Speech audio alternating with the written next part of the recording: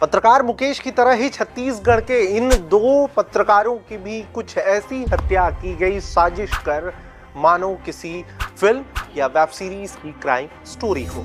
सुनना चाहते हैं तो यहाँ रुक सकते हैं आप।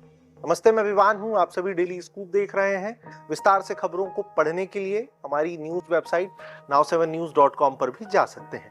वापस से सीधे उस पर आ जाते हैं जो कह करके आप लोगों को रोका है। दरअसल पत्रकार लोकतंत्र के चौथे स्तंभ होते हैं, मगर छत्तीसगढ़ में उस स्तंभ को कुछ यूं गिरा दिया जाता है मानो मजाक चल रहा हो।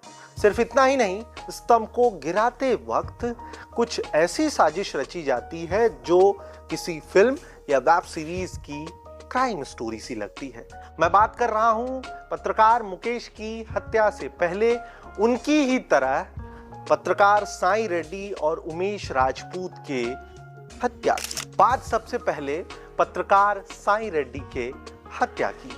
दरअसल इस पत्रकार को रिपोर्ट्स ये बताती हैं कि नक्सल प्रभावित क्षेत्र बस्तर में पत्रकारिता करते करते 3 दशक से भी ज्यादा का समय हो गया था।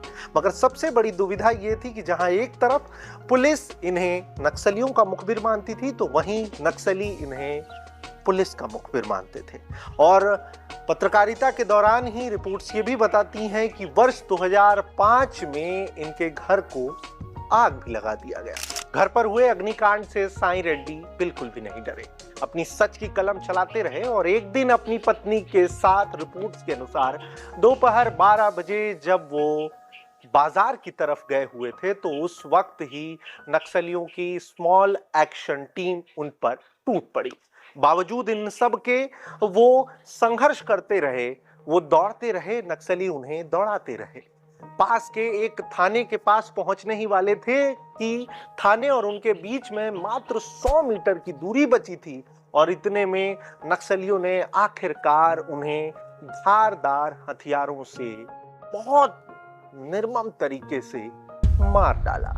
इस खबर के आने के बाद से भी कई प्रकार के सवाल पुलिस प्रशासन पर खड़े हुए, कई प्रकार की चर्चाएं हुई और लोगों में एक अलग ही रोष देखा गया। अब दूसरी कहानी सुनिए गरियाबंद जिले के ग्राम छुरा के उमेश राजपूत, जो बहुत चर्चित और खोजी पत्रकार माने जाते थे। उनके गजब और बहुत नृशंस तरीके से हत्या किए जाने की कहानी। जी हाँ, बात कर लेते हैं कि एक दिन वो आराम से शाम के समय में अपने घर पर थे। 2 लोग आते हैं मोटरसाइकिल पर बैठकर। जो कुछ भी बता रहा हूं वो रिपोर्ट्स के अनुसार बता रहा हूं।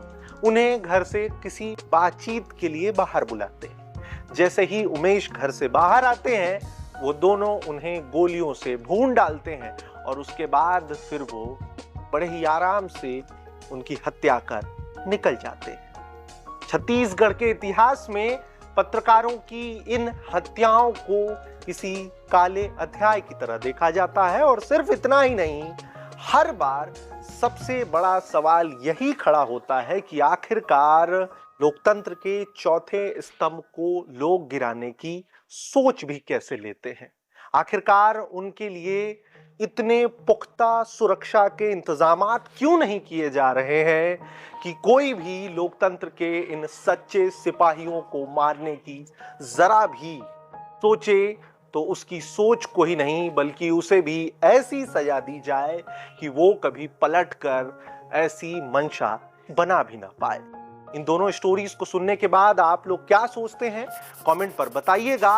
हम किसी भी कहानी से ना आप लोगों को डराना चाहते हैं और ना ही कोई गलत संदेश देना चाहते हैं, बल्कि साफ साफ जागरूक करना चाहते हैं उस हर व्यक्ति को जो डेली स्कूप के माध्यम से जागरूक होना चाहता है। फिलहाल भोपाल में हूं, कैमरे के उस पार अंकित हैं और मैं खुद एक पत्रकार हूं। ऐसी कहानियां सुनाता हूं तो कहीं ना कहीं मन अशांत होता है। तो कुछ ज्यादा कह गया, ज़बान लड़खड़ा गई हो तो माफ करिएगा। फिलहाल नमस्ते।